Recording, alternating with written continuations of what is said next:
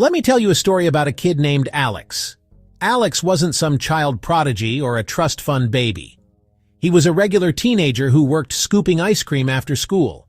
Every day after his shift, he came home with a pocket full of tips, loose change, and a few crumpled bills. Instead of buying video games or expensive sneakers, Alex did something different. He grabbed an old dusty coffee can from the pantry.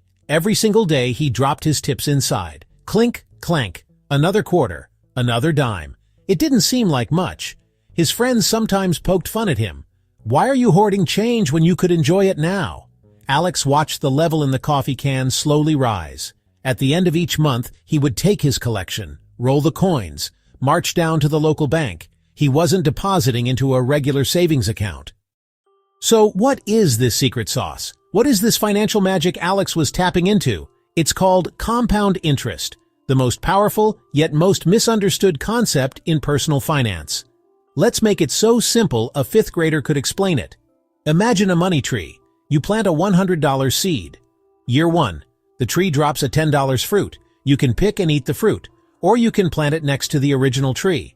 Now you don't have just a $100 tree. You have $110 worth of trees, a small grove. Next harvest, you don't get $10. You get 10% of $110 equal sign $11. $1 more. Seems tiny.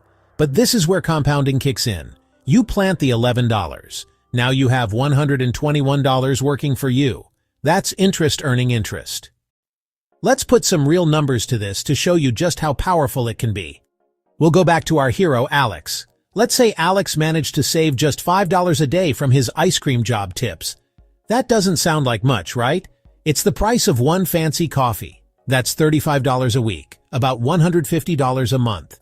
He takes that $150 every single month, starting at age 18. He invests it into a simple S&P 500 index fund. He does this consistently, without fail. For the first few years, the growth is pretty underwhelming. After 5 years, at age 23, Alex would have personally contributed $9,000. His account would be worth around $11,600. So he's made about $2,600 in interest. That's nice, but it's not exactly life-changing money. He could have bought a decent used car with that. This is the point where most people give up, but Alex stays the course. He keeps adding his $150 every month. He gets a better job, but for the sake of this example, he just keeps investing that same small amount. Let's fast forward another 10 years. Alex is now 33. He has contributed a total of $27,000 over 15 years. Thanks to compounding, his account is now worth nearly $62,000. Now we're talking. He's more than doubled his money. The earnings, $35,000, are now larger than his total contributions. The snowball is getting bigger and rolling faster. The money his money is making has officially surpassed the money he is putting in. This is the critical turning point. Let's check in on Alex when he's 58, thinking about retirement. He has diligently invested that same $150 every month for 40 years. His total contribution is $72,000. His investment account would have ballooned to over $950,000. And if he waits until age 65, that same $150 a month becomes over $1.7 million. Now, let's talk about someone else. Let's call him Later Larry. Larry was friends with Alex back in high school. He was one of the kids who laughed at Alex's coffee can. Larry lived for the moment. He got a job. He spent his money. He bought the cool car. He went on the fun trips. He always had the latest phone. He figured he was young and had plenty of time to save for retirement later. Later was his favorite word. I'll start saving later. I'll open a retirement account later. I'll get serious about my finances later. It was a problem for his future self to deal with. So Larry lives his life. He has a great time in his 20s and 30s. But then he hits 40. He looks around and realizes he has almost nothing saved for the future. Panic starts to set in. He decides it's finally time to get serious. Instead of Alex's modest $150 a month, Larry starts socking away $500 a month into the exact same S&P 500 index fund. He saves that $500 every single month from age 40 until he's 65. That's 25 years of disciplined, aggressive saving. Over those 25 years, Larry personally contributed a total of $150,000. When Larry turned 65, his account is worth about $590,000. He saved more than twice as much out of his own pocket, yet he ended up with about one-third of what Alex had. Why? Because Alex had the one thing Larry could never get back: time. So it's crucial to understand the enemies of compound interest, the silent killers that can sabotage your journey to wealth without you even noticing. The most obvious one, as we saw with Larry, is procrastination. Every single day you wait to start investing is a day you are stealing from your future self. It's not just the money you didn't invest, it's the potential earnings of that money and the earnings on those earnings for decades to come. Another silent killer is unnecessary spending, or what we call lifestyle inflation. This happens when your income goes up, and instead of saving and investing the difference, your spending rises to meet it. Then there are high fees. Not all investment accounts are created equal. A 1% annual fee might not sound like much, or a 2% annual fee. But over 30 or 40 years, it can consume hundreds of thousands of dollars of your potential earnings. It's like trying to roll your snowball uphill. You're fighting against a constant drag that siphons off your hard-earned growth. This is why low-cost index funds are so often recommended. They let you keep more of your money working for you. Finally, there's fear and impatience. People watch the news, see the stock market dip, and they panic. They sell everything, locking in their losses, and hide their money in cash, where it gets eaten away by inflation. They effectively jump off the compound interest train right before it's about to pick up speed.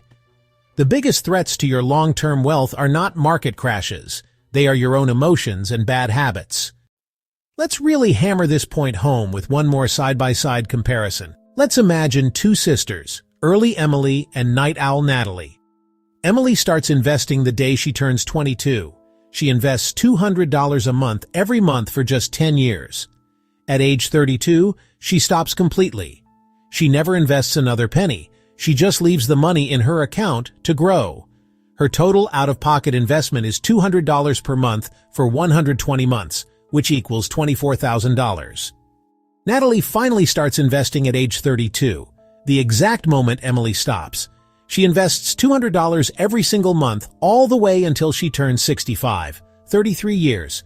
That's a total out-of-pocket investment of $79,200. That is more than 3 times the $24,000 that her sister Emily put in. Assuming a 10% annual return, Natalie would have about $540,000. Emily, who only invested $24,000 and stopped at age 32, would have over $890,000.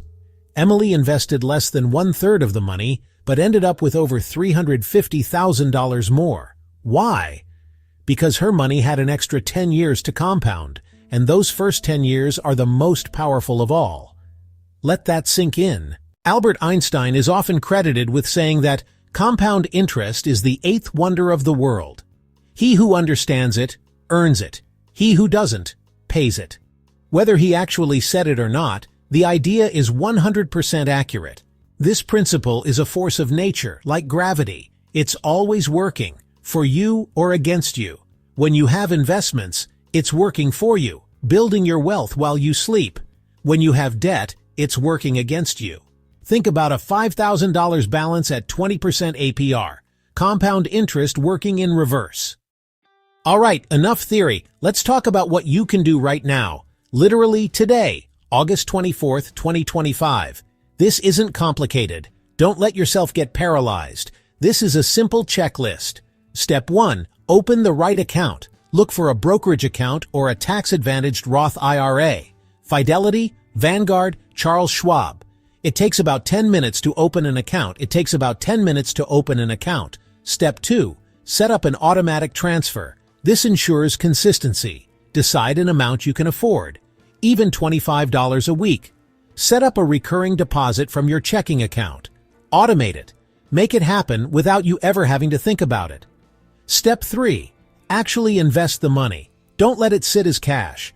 Buy a low-cost broad market index fund or ETF. Total Stock Market, VITESAX, S&P 500, FXAIX, VO. Instant diversification. Hundreds or thousands of big companies. You don't have to pick individual stocks. Step 4. The hardest, do nothing. Be patient. Don't check your account every day. Don't panic when the market goes down. Don't get greedy when it goes up. Let your automated plan do the work. Trust the process. If you get a raise, increase the amount of your automated transfer. That's it. Open an account, automate your savings, buy a simple index fund, and wait. Open an account, automate your savings, buy a simple index fund, and wait. It's boring, but it's how you get rich. Your future self will thank you. Think about who you want to be in 10 years, in 20 years, in 40 years. Do you want to be the person stressed about bills, or the person with options? Retire early, travel the world, pursue a passion project, or simply enjoy peace of mind knowing you are financially secure? The small decisions you make today with your insignificant seeming spare change will determine which of those two people you become. Every time you're about to make an impulse purchase, ask, is this worth more now than the financial freedom it could buy my future self? Start small, stay consistent, and be patient. Let the eighth wonder of the world start working for you. Your future self, relaxing without a financial care in the world, will be eternally grateful that you did. Thanks for reading.